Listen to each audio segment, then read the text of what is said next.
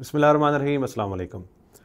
आपको मालूम है कि कीवा कॉन्ट्रैक्ट अब सऊदी अरेबिया में इंतहाई अहम हो चुका है। इवन आपकी लीगल और इलीगल होने का जो स्टेटस है, अब वो भी डिपेंड करता है आपके कीवा कॉन्ट्रैक्ट पे। कीवा कॉन्ट्रैक्ट के हवाले से चंद एक चीज़ें जो इम्पोर्टेंट हैं आपके साथ शेयर करते हैं, ताकि आप उनका ध्यान रख सकें और आप इलीगल होने से बच सकें। सबसे पहली चीज़ तो ये है कि आपको मालूम है कि अगर आपका कीवा कॉन्ट्रैक्ट एक्सपायर हो गया है, यानी ख़त्म हो गया है, या आपने टर्मिनेट कर दिया है, या आपकी कंपनी ने टर्मिनेट कर दिया है किसी भी रीज़न में, किसी भी क्लास के थ्रू, तो आपके पास 60 दिन का टाइम होगा, जो कि आपको मैसेज भी आता है कि आपके पास 60 दिन का टाइम है। या तो आप नई कंपनी में अपना ट्रांसफ़र करवाएं, यानी अपना कीवा कॉन्ट्रैक्ट जो है वो बनवाएं, या फिर आप इन 60 दिनों के अंदर अंदर आप यहाँ से फ़ाइनल एग्ज़िट पे जाएं और वहाँ से नया वीज़ा लेके आप दोबारा आ सकते हैं। अगर ये 60 दिन गुजर जाते हैं, आप दोनों सूरतों में पूरा नहीं हो पाते, आप कॉन्ट्रैक्ट भी नहीं करवाते या आप एग्ज़िट भी नहीं करते, तो आपका ऑटोमेटिकली हरूब कंसिडर किया जाएगा, जो कि कंपनी के एंड पे नहीं होगा, जो कि डायरेक्टली गवर्नमेंट के सिस्टम के साथ लिंक होगा। इसमें कीवा ने एक चीज़ की वजाहत की है कि अगर तो आपको 1 साल से कम टाइम हुआ है यहाँ पे और आपका ऑटोमेटिक हरूब हो गया है, तो उस हरूब का कोई हल नहीं है। इवन गवर्नमेंट भी उसके बारे में किसी किस्म का कोई सलूशन आपको प्रोवाइड नहीं करेगी। लेकिन अगर आपको टाइम ज़्यादा हो गया है, 1 साल से ज़्यादा हो गया है यहाँ पे, और आपका ऑटो हरूब हो गया है किसी वजह से, तो आप अपना ट्रांसफ़र जो है वो नई कंपनी में करवा सकते हैं। कीवा कॉन्ट्रैक्ट को टर्मिनेट करते वक्त बहुत सारी चीज़ें ऐसी हैं जिनको आपका जानना या आपका समझना निहायत ज़रूरी है।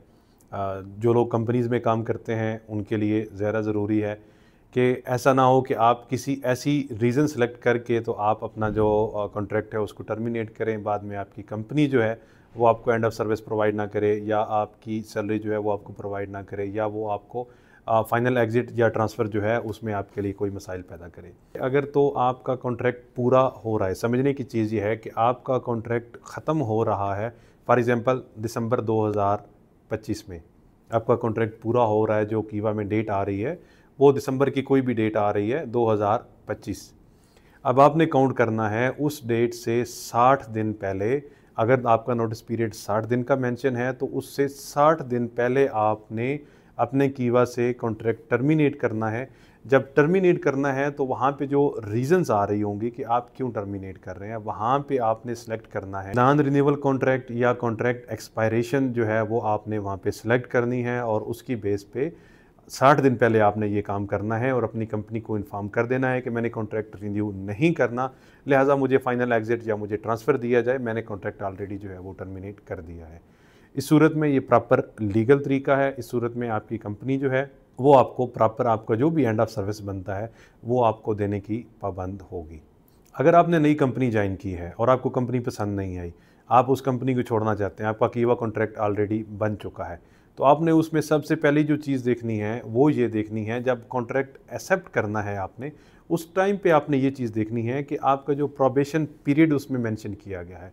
Sometime companies probation period 0 mention कर देती हैं। उसका मतलब ये है कि जब आपने ज्वाइन कर लिया, कॉन्ट्रैक्ट आपका स्टार्ट हो गया, तो उसके बाद आप प्रोबेशन में उसको कैंसिल या उसको टर्मिनेट नहीं कर सकते।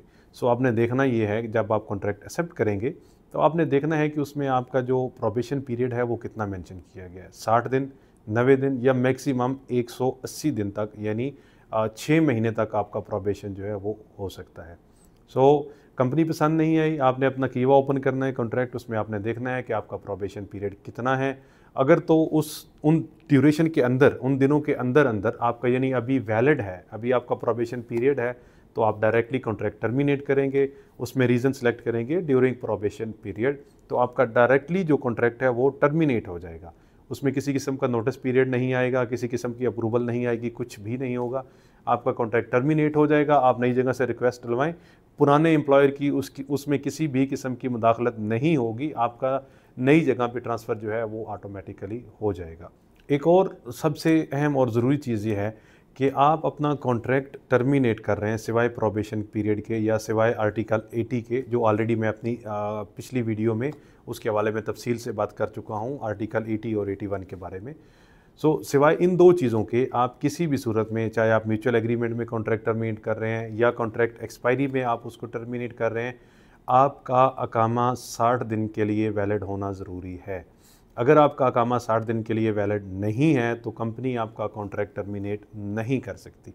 सो इन चीज़ों को आपने ज़हन में रखना है। अगर आप कॉन्ट्रैक्ट टर्मिनेट कर रहे हैं तो इन तमाम चीज़ों को आपने ज़हन में रखना है। अगर आपका कीवा कॉन्ट्रैक्ट नहीं है तो जल्दी से जल्दी अपना कीवा कॉन्ट्रैक्ट अपनी कंपनी को बोल के या अपने कफ़ील को बोल के अपना कीवा कॉन्ट्रैक्ट करवाएं। अदरवाइज़ अगर 60 दिन से ज़्यादा का टाइम गुजर जाएगा, आपका वर्क परमिट एक्सपायर होने के बाद 60 दिन का टाइम गुजर जाएगा और आपके पास कीवा कॉन्ट्रैक्ट नहीं होगा, तो आप इलीगल कंसीडर होंगे, आपका हरूब कंसीडर किया जाएगा, जो बाद में आपके लिए बहुत सारे मसाइल पैदा कर सकता है।